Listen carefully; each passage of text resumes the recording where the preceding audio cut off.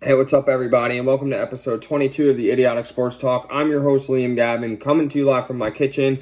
And let's talk week 5 of the NFL season. It was wrapped up last night, but let's break it down into the first game, the Thursday night game between the Bears and the Bucks. Bears won 20-19. Their defense looked sharp. They got Tom Brady frustrated. They got Tom Brady so confused that on fourth down, when the Bucks went for it and failed, Tom Brady thought that was third down and that he had a chance at fourth down, so he was holding up a 4, all confused, and his old age got the best of him there.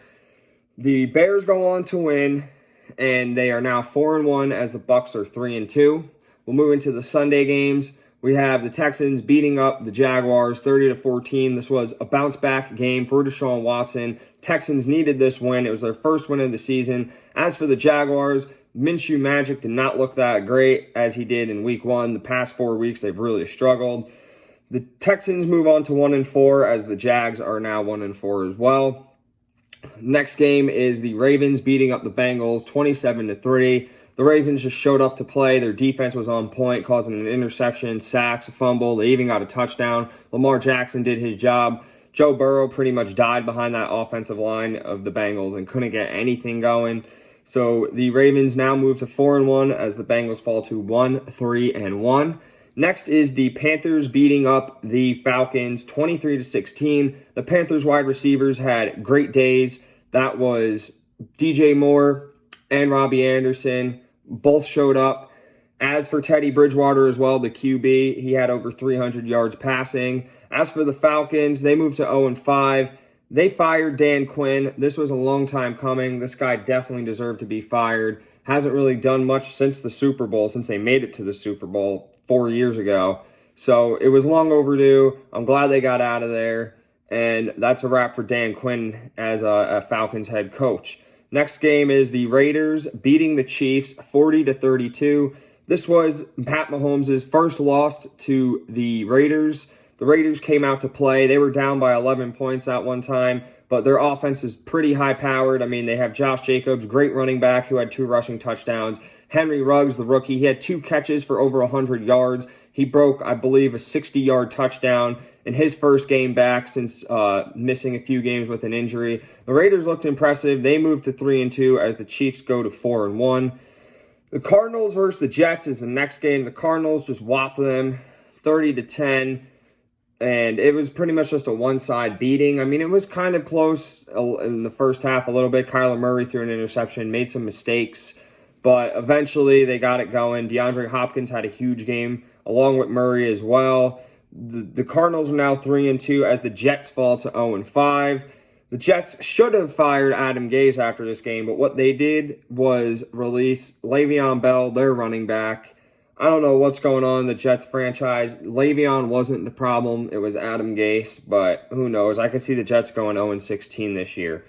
Next game is the Steelers beating the Eagles. Thank you, Steelers, for that, because now you put the Cowboys ahead in the NFC East, or should I say NFC least. And the Steelers won 38-29. They looked good. They were up by like 17 points at one time. The Eagles came back to make it within 2, and then Chase Claypool, he caught pretty much the game-sealing touchdown. Claypool had a monster game. He had 3 receiving touchdowns and 1 rushing touchdown, so that's 4 total touchdowns for the rookie. As the Steelers move on to be 4-0, the Eagles fall to 1-3-1. Next game is the Rams beating the Washington football team. The Rams won 30-10.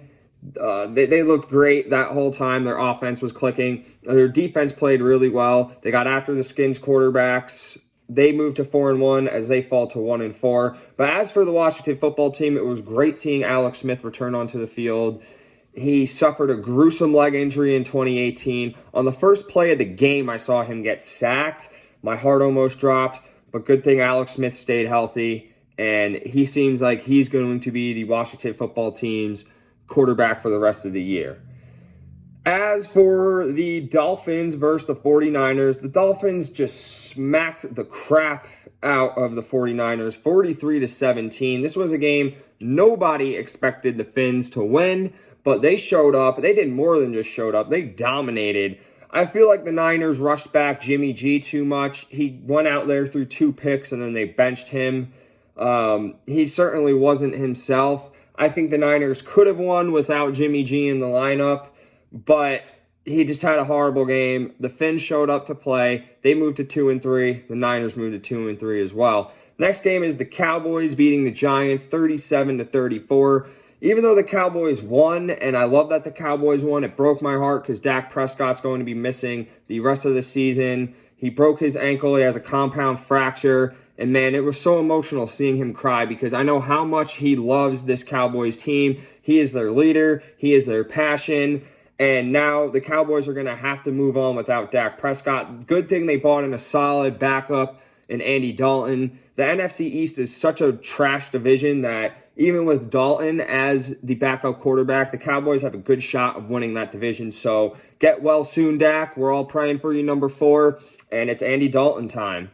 As for the Browns versus the Colts, the Browns won 32-23. The Colts defense that was so dominant in the first 4 games got absolutely beat up by the Browns offense. And it's time to start respecting the Browns and start seeing them as a legit team because this whole year everyone's like, oh, I don't know if they're legit. Like their first 3 wins, so what? They played crappy teams. But this was a Colts team that was absolutely dominant, especially on the defensive side. And Baker Mayfield played great, and they were able to get the running game going. So it's time we put some respect on the Browns' name. They moved to 4-1. The Colts dropped to 3-2. The next game was the Seahawks versus the Vikings. The Seahawks won 27-26 in a very close game. The Seahawks were down 13-0 at one point, and then Russell Wilson started to get cooking. Kirk Cousins threw an interception, and he fumbled. That swung the momentum back to Seattle as they were able to get points off each turnover. The Seahawks now go to 5-0. The Vikings fall to 1-4. For the Monday Night Football game, we have the Saints squeezing one out against the Chargers, 30-27.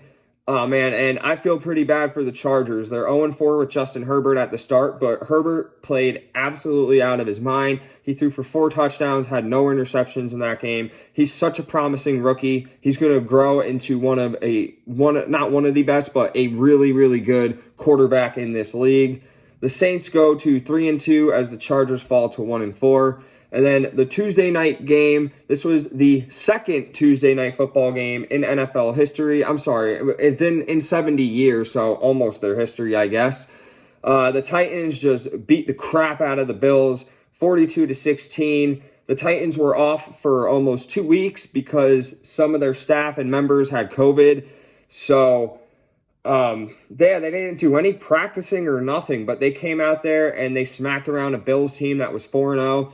Josh Allen looked like an MVP, but not in this game. He only had 2 touchdowns along with 2 interceptions as well. He had a lot of incomplete passes. A lot of his receivers did drop easy catches, but it doesn't show up on the stat sheet. It shows up as an incompletion for Allen. So the Titans now move to 4-0, and the Bills move to 4-1. So that's it for the Week 5 wrap-up. Thank you all for tuning in. Remember to follow me on Instagram, subscribe to my YouTube channel, and you could win $100. So thank you, and have a wonderful day.